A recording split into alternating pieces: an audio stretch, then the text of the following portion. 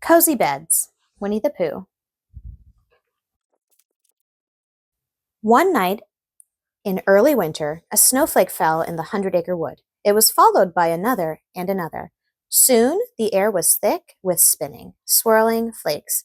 They fell all night, and by morning, the forest was sleeping beneath a blanket of snow.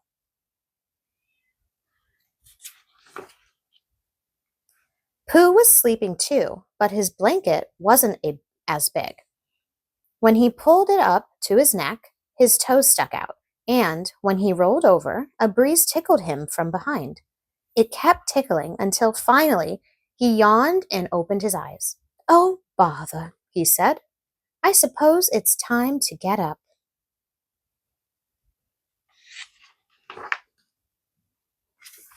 As Pooh rolled out of bed, he heard a tapping at the door. He opened it, and there was little Roo, who said, "Get up, Pooh! Come out and play!"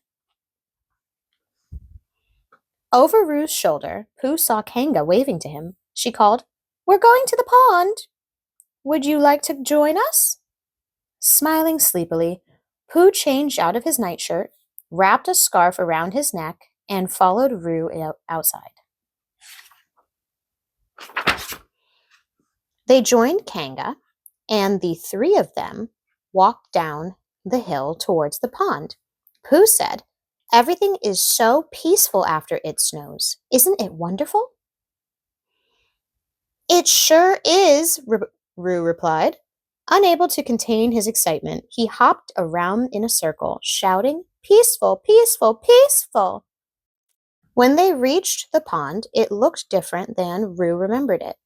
He bent down and felt its surface. "Mama," he cried, "the water's not wet anymore." "That's because it's turned to ice," she told him. "It happens in the winter when the weather gets very cold." Roo carefully stepped out onto the ice. "It's slippery," he said. "Come on, Pooh, let's slide." First, Roo slid. Then Pooh slid. Then Roo pushed Pooh along the ice, pretending to be a train. "Toot toot, here we come," said Roo. "Not so fast, dear," Kanga called, but Roo was having so much fun that he didn't hear her. Putting his head down, he pushed faster and faster. When he looked up, he was near the edge of the pond. Roo tried to stop, but it was too late. The Pooh-Roo train slid off the pond and into a snowbank.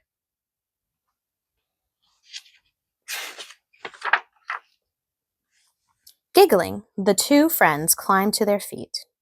To their surprise, so did the snowbank. They looked more closely and saw it that was Eeyore. They looked more closely and saw that it was Eeyore.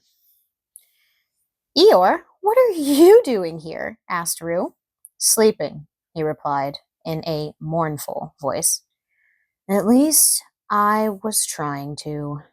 Pooh, always wanting to be polite, asked, "How are you this morning, Eeyore?" Eeyore said, "For a freezing donkey, I'm doing fine. Thank you." Brushing an icicle from his nose, Eeyore explained that ever since winter had begun, he'd been having trouble finding a place to sleep. His twig house was drafty and kept blowing down in the wind. So he decided to try a spot near the pond sheltered by some trees. Then the snow had come, and during the night, Eeyore had turned into a snowbank.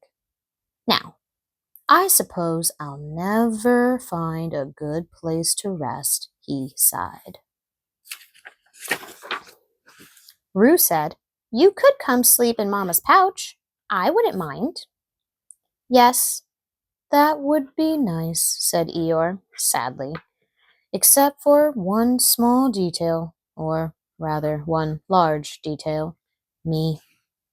Kanga said, "Eeyore, maybe it would help to see where other animals sleep during the winter. That might give you some ideas. I suppose it couldn't hurt, Eeyore said hopefully.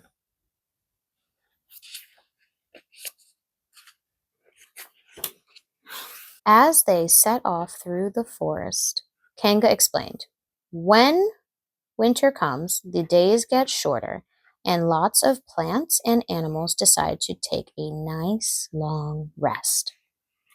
Is that why the bees have stopped buzzing? Asked Pooh. Yes, it is, said Kanga.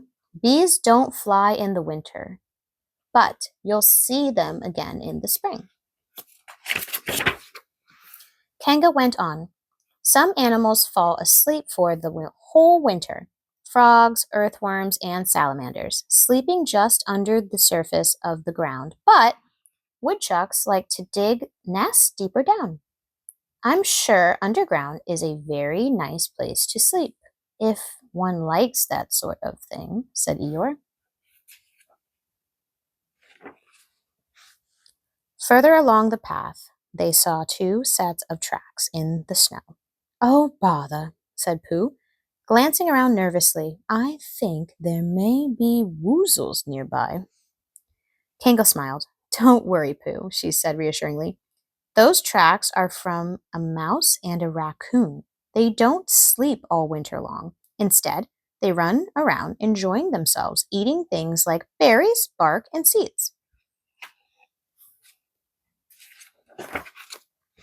Speaking of food, Pooh said, I've got some honey at my house. Would anyone care to join me for a little smackroll of something? It was good thinking to store some honey for the winter, said Kanga, because bees don't make honey during cold weather. Very good thinking, exclaimed Roo. I'm hungry. Me too, added Eeyore, who had not had his breakfast.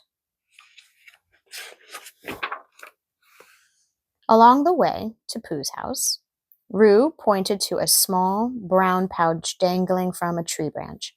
What's that, Mama? He asked. That pouch is called a cocoon, and a caterpillar wove it to live in during the winter, she explained. When the spring comes, the caterpillar will turn into a moth or butterfly and fly away. Just then, a squirrel darted up the tree trunk past a bright red cardinal. Where do squirrels and birds sleep in the winter? Roo wanted to know.